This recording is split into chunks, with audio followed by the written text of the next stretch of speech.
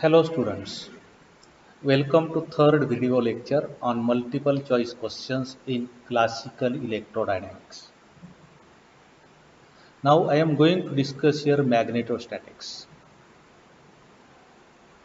Here I am going to discuss part of magnetostatics, multiple choice questions on part of magnetostatics. In next lecture I will discuss remaining part of magnetostatics. Now let us take first question. If the charge Q0 is moving through the magnetic field of induction B, then the force Fb will be given as force acting on that charge particle, and that particle is moving with suppose velocity v. V is velocity. So suppose this is direction of magnetic field and this is direction of particle. So B is magnetic induction, V is velocity of the particle, then force acting on the particle of charge Q 0. It is given as Q is equal to F is equal to Q0 V cross B. So this force, it is also called Lorentz force in the magnetic field, and this force Fb, it is perpendicular to both of what? V and B. So it is also called sideway deflecting force. So here if we see alternatives, this first one is incorrect, second one is incorrect, third one is correct, fourth one here we have plus sign. So it is incorrect. So Fb is equal to Q0, V cross B, this is correct alternative. Now next one, what will be the force acting on the charge particle Q0 if the charge particle is moving along the direction of magnetic field V with velocity V? So suppose we take here, this is direction of magnetic field,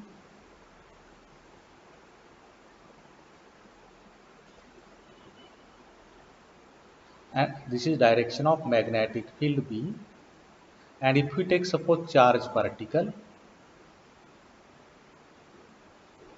here having charge suppose Q0, and it is moving parallel to the field with velocity V. So here this is the situation, and we know F is equal to Q0 V cross B. This is the sideway deflecting force. So we can write magnitude F is equal to Q0 VB sin theta.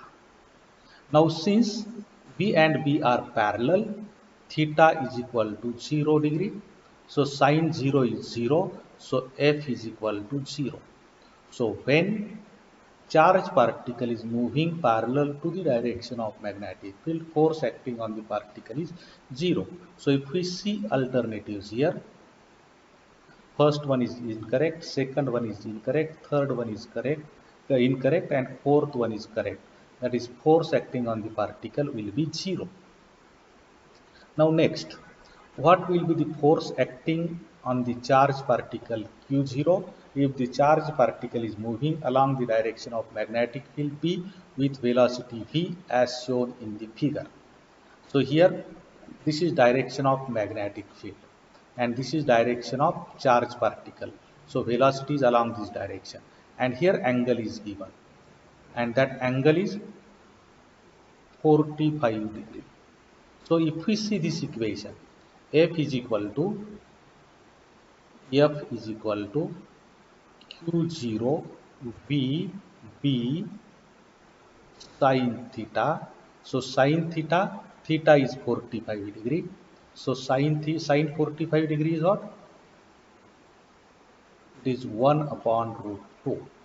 So we will get force is equal to Q0 VB into 1 upon root 2. So this is the answer. So you will go to alternatives. So if we see alternatives, F is equal to first one A, F is equal to Q0 VB. This is incorrect. This second is also incorrect. Third one is correct. and fourth one is incorrect. So answer is this, C is equal to C, that is F is equal to Q0 Vp upon root 2. Now basic source of magnetism. Charge particle alone, movement of charge particles, magnetic dipoles, magnetic domains. So whatever magnetism we get, that is due to movement of charge particles. Moving charges produce magnetic field. So whatever magnetic dipoles that are also due to moving charges, magnetic domains that are also due to moving charges. So here second one is correct. Movement of charged particles produce magnetic field. Now next one, the magnetic field dB due to a small current element dl at a distance r, vector r, and element carrying current I is Biot-Savart law, and it is given as, we have four alternatives. So what is Biot-Savart's law? We know if we have, suppose this is current carrying conductor, it carries suppose current I, and we can take small element of this conductor, that dl. Vectorially dl is tangential to this, yeah, tangential. And if we take any point P here, and if we take this distance as r, we can take this angle as theta. Theta is angle between vector r and vector dl. So according to Biot-Savart law, dB, magnetic induction at point P, will be proportional to current through the element into length of element upon square of distance between them into sine of angle between r and dl. So here this is dB, and dB we can write this as mu 0 upon 4 pi, this is proportionality constant, into I dl sine theta upon r square. So here this is magnitude of magnetic induction. Now vectorially we can write dB vector is equal to, now mu 0 upon 4 pi is constant, current is scalar quantity. I can write dl vector cross unit vector r, where sine theta is angle between dl and unit vector r upon r square. And this unit vector r can be written as vector r upon r. So we get dB is equal to mu 0 upon 4 pi I dl vector cross r upon r cube. So this is Biot-Savart's law. And if we see dB, dB is perpendicular to both dl and r. So I can say dB is perpendicular to plane containing dl and point P. So here this is, so if we see alternatives, so first one, if we see dB is equal to mu 0 upon 4 pi I dl vector cross r upon r cube, this one is correct. Here we have dot product, so this is incorrect. Here we have r square, and here vector r, so this is also incorrect. Here dot product r square, so this is also incorrect. So this first one is correct. Now if we go to next, Biot-Savart law is general modification of. So Biot-Savart's law, it is for magnetic field, and it is modification of Ampere's law. Energy density in the magnetic field is given as. So energy density in the magnetic field is equal to 1/2 B dot H, where B is magnetic induction, H is magnetic intensity, and here we know B is equal to mu 0 H. So we can write this mu is equal to 1 half b square upon mu 0, where mu 0 it is called permeability of free space and its value is 4 pi into 10 raised to minus 7 Weber per ampere meter. This is permeability of free space. Now, so here answer is this second one. U is equal to 1 half b square upon mu 0. Now next one, magnetic flux through cross-sectional area ds in the magnetic field of induction B is given as. So we know magnetic field, it is a vector quantity. It is shown in the form of magnetic force lines or induction lines. So suppose this is magnetic intensity, a magnetic induction B, and if we take any area, suppose area ds. Now ds vector, it is perpendicular to that area. And suppose theta is angle between them, then flux passing through this area, that is d phi, it is given as B dot ds. Now we know B, that is magnetic induction, it is Weber per meter square into meter square, so its unit is Weber, or we can write Weber. So flux. So here first one is correct. D phi is equal to B dot ds. Here we have cross product, so this is incorrect. Here cross product as well as mu 0, this is incorrect. Here dot product but mu 0, this is incorrect. Now if we take unit of magnetic flux, unit of magnetic induction is Weber per meter square and flux is B dot ds. So Weber per meter square into meter square, that is Weber. So second one is correct. Unit of magnetic permeability, just we have seen, this is magnetic permeability and its unit is Weber per ampere meter. So it is Weber per ampere meter. So this second one is correct. Now we will go to next one.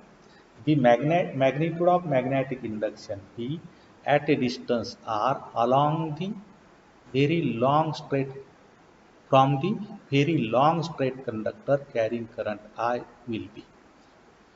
So here if we have, suppose we take here, suppose we have conductor carrying current I and it is very long conductor, and if we suppose take point P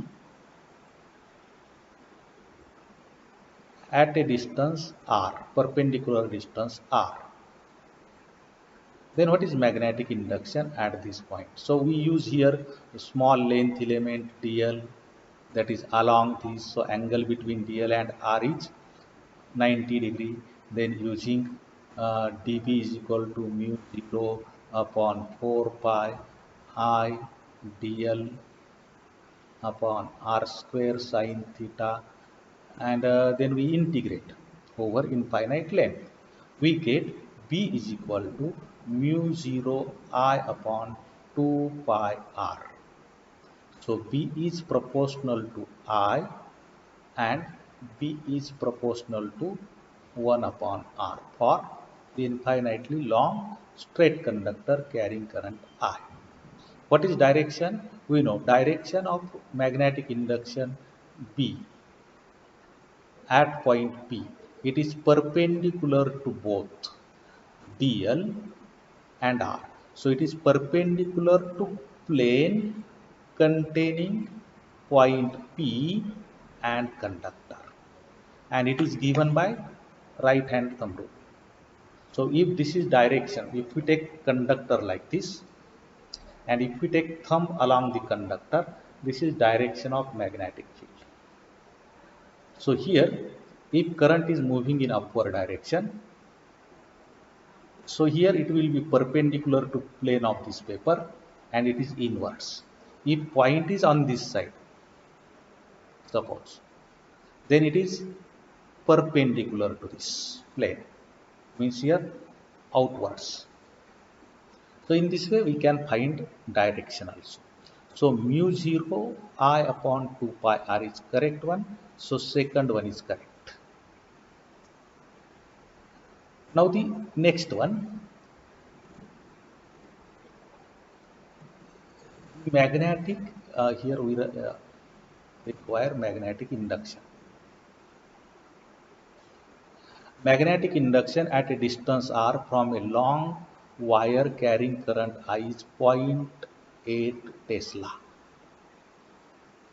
The magnetic field at a distance to r each, or magnetic induction at a distance to r each. Now we know B is equal to mu 0 I upon 2 pi r. So I can take this as B1. Now B2, that is mu 0 I upon 2 pi, and distance is now 2r.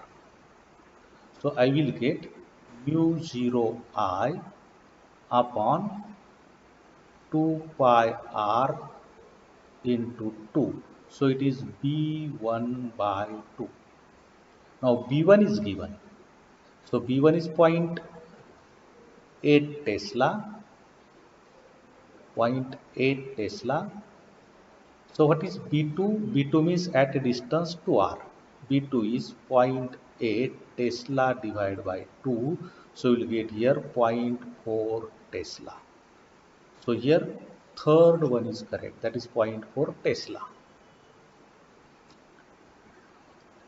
Now the magnetic, next one, the magnetic induction at a distance x on the axis of circular coil of radius a and carrying current I each. Means here, suppose we have circular coil having radius a, and this is center of coil, and we have this axis perpendicular to coil. So I can take this as x-axis. And if we take point P here, A is radius of the coil.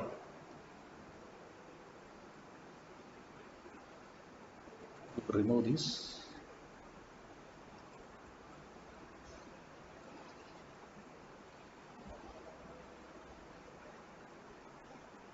So here we will take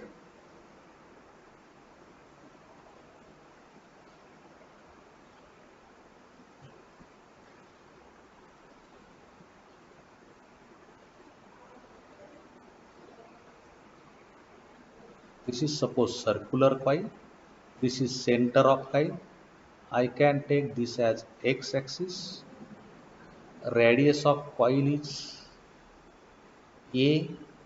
This coil carries current I, and suppose we take length element. Suppose here length element is tangential to the path, and from this length element we can take point P at a distance r, and suppose it is at a distance x from the center. We will get magnetic induction here, and it is perpendicular to both this x direction as well as dl direction, so it may be along this. So dp here, and if we integrate over entire length of this conductor, we get B is equal to mu 0 I a square upon 2 in bracket a square plus x square raised to 3 by 2. So keep in mind this formula. So if we see here, out of 4 alternatives, B is equal to mu 0 I a square upon 2 in bracket a square plus x square raised to 3 by 2. So this one is correct. Here no a square, so this is incorrect. This is also incorrect because here power is 1, here square root, so this is incorrect. If there are n turns in the coil, simply multiply this by n number of turns. Now Next one, the magnetic induction at a center of circular coil of radius A and carrying current I each. We have seen this expression. Mu 0 I a square upon 2 in bracket a square plus x square raised to 3 by 2. Now here point P is at a distance x. Suppose we move this point here. We move this point here. So what happens here? X is equal to 0. X is equal to 0 means we get B is equal to mu 0 I a square upon 2 a square raised to 3 by 2. So it is a cube. So mu 0 I a cube a square. So we will get here 2a. Mu 0 I upon 2a. This is magnetic induction at the center of circular coil carrying current I. So mu 0 upon mu 0 I upon 2a. So if we see here, first one is correct. Second one is not correct because here we have pi. Third one is not correct because we have here a square. And here pi a square. So this is also not correct. Now next one. So we have seen at a distance x, b is equal to mu 0 I a square upon 2 in bracket a square plus x square bracket raised to 3 by 2. At the center mu 0 I upon 2a. Now next one is a current loop of radius a has a magnetic field induction B1 at its center and B2 at a point on its axis at a distance a from its center. Then ratio B1s to B2 each. So B1 is at the center. So we can take here simply B1 is equal to mu 0 I upon 2a. This is B1. Now B2, we can take B2 at a distance x. So mu 0 I a square upon 2 in bracket a square plus x square raised to 3 by 2. Now if we see here, x is a. Here x is a. X is a. So we can put here a. So B2 is equal to mu 0 I a square upon 2 in bracket a square plus a square raised to 3 by 2. And this one is equal to mu 0 I a square upon 2 into 2a square raised to 3 by 2. So we can write here this B2 will be equal to now B2 will be equal to mu 0 I a square upon 2 into 2 raised to 3 by 2 a cube. A cube. So we get this as one a square will cancel here. So mu 0 I upon 2a into 2 raised to 3 by 2. So it is mu 0 I upon 2a, it is b1. So b1 upon 2 raised to 3 by 2. I can write this as b1 upon 2 into root 2. So b2 is equal to b1 upon 2 into root 2. So what is b1 upon b2? B1 upon B2 from this we will get. So B2 I can take here and this one I can take here. So it is 2 root 2. So B1s to B2. This ratio will be 2 root 2s to 1. 2 roots 2 to 1. So here if we see answers, this second one is correct. These are not correct. Second one is correct.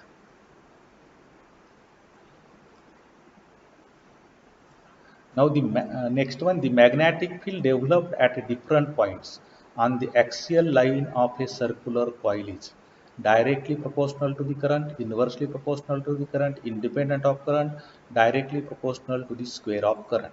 We know here, if we take any axial point, B is equal to mu 0 I a square upon 2 a square plus x square raised to 3 by 2. So I can say B is directly proportional to current. So here B is directly proportional to current. So first one is correct. Now next one, the force acting on current element DL carrying current I in the magnetic field of induction B is given as. Means here we have, suppose this is magnetic field of induction B,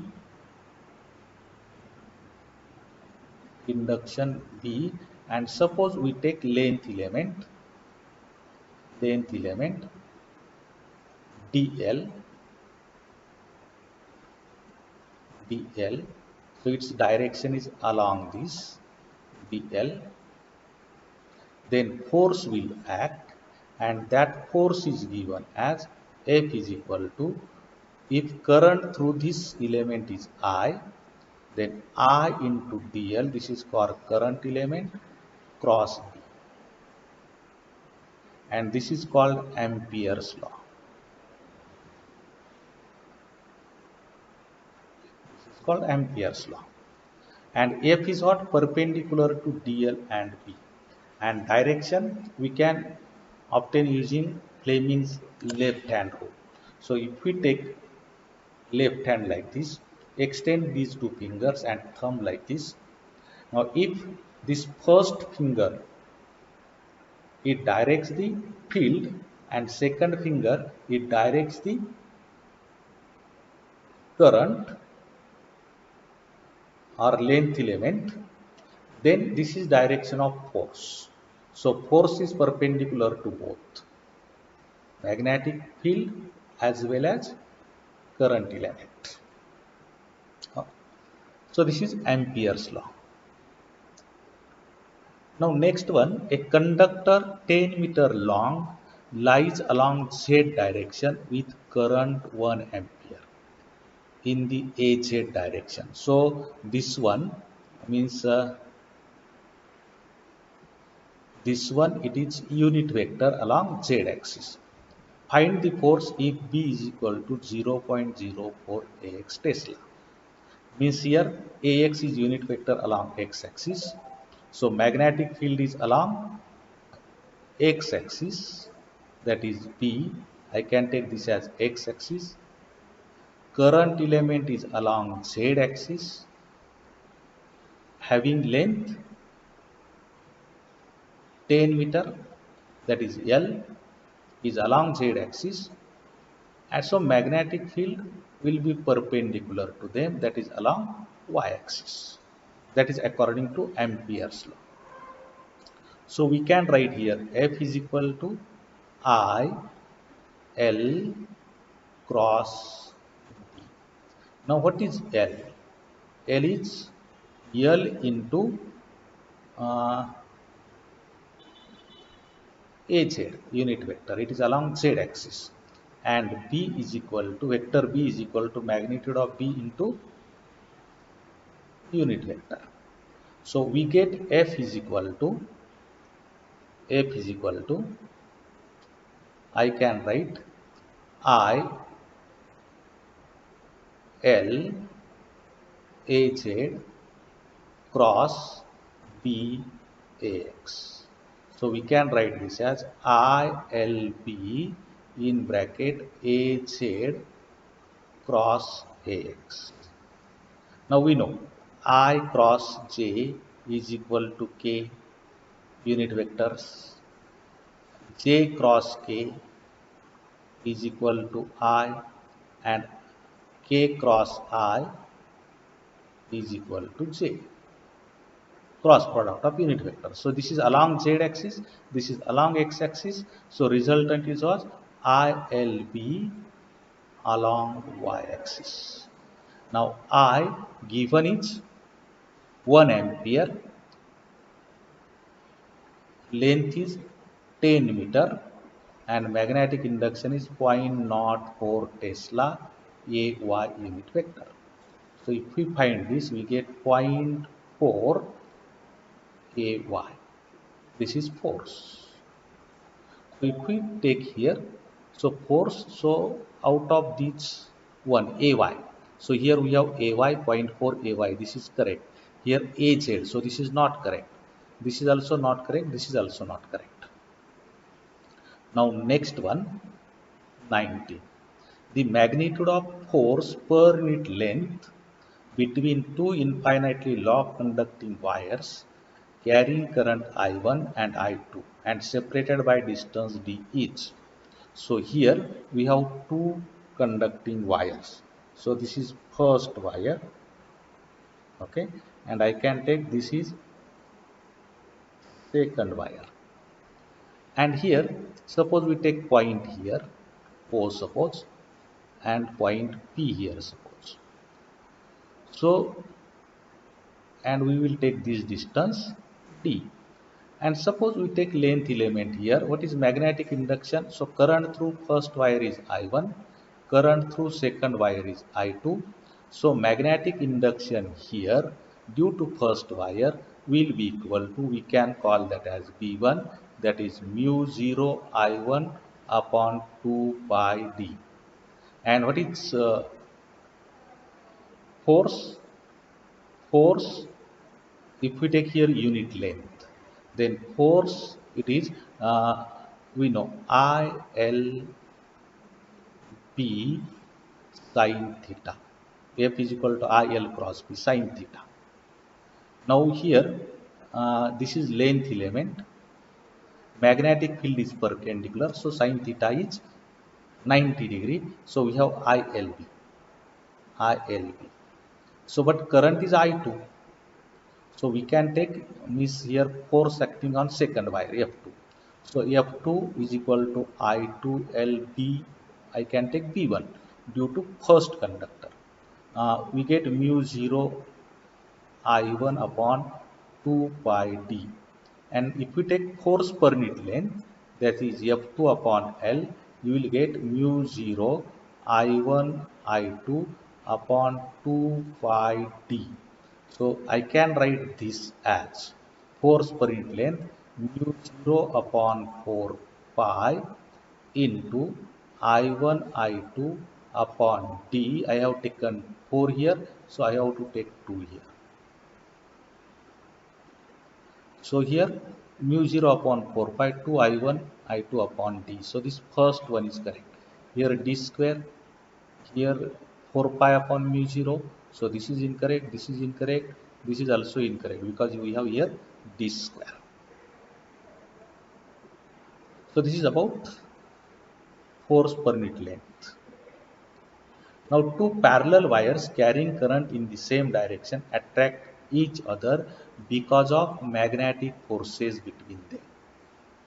So here if we take force on 2, that is F2, it will be along this direction. And force on first conductor due to second conductor, it will be along this direction. When currents are parallel along the same direction, two conductors will attract each other. Two parallel wires carrying opposite direction currents will repel each other because forces will be, suppose this is first conductor having direction in along this direction, this is second conductor having current along this direction, then force on this will be along this direction, force on this will be along this direction. Now I can take this as F12 force on first due to second conductor and F21, they are opposite in direction, so conductors will repel each other. Now two parallel conductors carrying current I in the same direction, force experienced per unit length by each conductor will be, they will attract, and we have just seen mu 0 I upon 4 pi 2 I1 I2 upon D. Now I1 and I2 they are same, so you will get I square. So you will get here mu 0 upon 4 pi into 2I square upon R. So this is the correct because they are attracting with each other.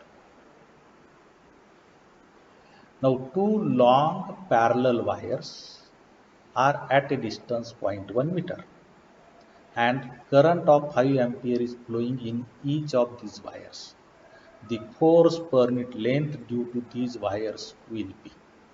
So here we have formula. Force per unit length, that is mu 0 upon 4 pi 2 into, now currents are same, I square upon R. Now mu 0 upon 4 pi it is 10 raised to minus 7 into 2 into 5 square divided by R is 0.1 meter.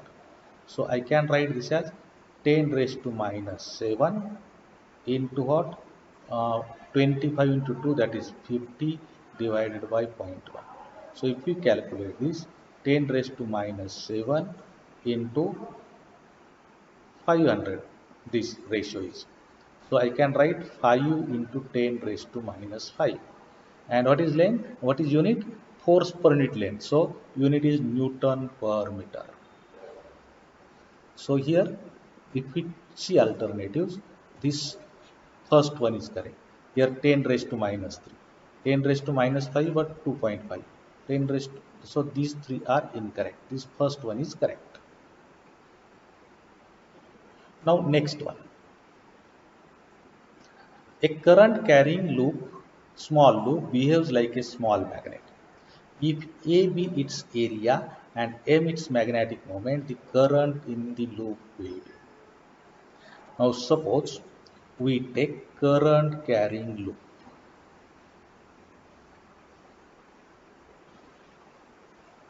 So this is current carrying loop I. Be the current through this. And A is its cross-sectional area. And we know current carrying conductor produces magnetic field. So everywhere there is magnetic field. Magnetic field. And magnetic field has dipole. And dipole moment is given as M is equal to. So M, magnitude of M is what? Current into area. This is magnitude of dipole moment. So what is current? Current is M upon A. M upon A. So this first one is correct. Current into area, that is magnetic dipole moment.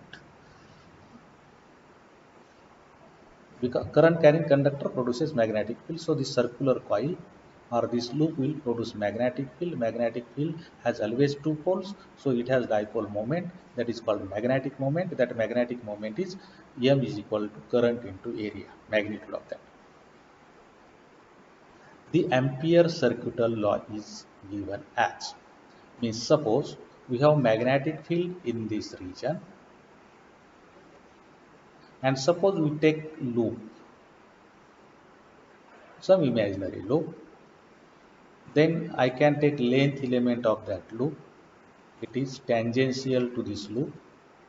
And if we integrate, and suppose B is magnetic field, so integration B dot dl, line integral over the length of this loop, it will be equal to mu 0 times I. Sorry, here means here this is a loop, and suppose these are current carrying conductors I. Then here magnetic field here, suppose B, length element is here. So if we take integration B dot dl, we get this as mu 0 I, and integration is taken over entire length, where I is current enclosed by this loop. This is called Ampere circuital law. So mu 0 I integration B dot dl, this is D. The differential form of Ampere's law is, Now we know integral form of Ampere's law. Integration B dot dl is equal to mu 0 I. I is current enclosed by that loop. Now we can take current density dot ds, that is current per unit area into ds, that is I, over the surface. Now integration, it is not closed integral here, integration B dot dl, line integral, can be converted into surface integral, that is del cross B dot ds. Here ds, it is surface enclosed by this loop. So if we take here integration del cross E dot ds will be equal to mu 0 integration j dot ds, and if we compare these two we get del cross B is equal to mu 0 j, and this is called differential form of Ampere's law. So here del cross B is equal to mu 0 j. This is third one is correct. Here I have j. Here I have I. So this is not correct. So del cross B is equal to mu 0 j. This is differential form of Ampere's law. Thank you for this lecture. In next lecture I will cover remaining part of magnetostatics. Thanks very much. If you like my lecture, I request you to subscribe PST Edu Media channel, that is my channel. If you have not subscribed, if you have already subscribed, then there is no problem. I will thank for that. And also press like button. Thanks very much.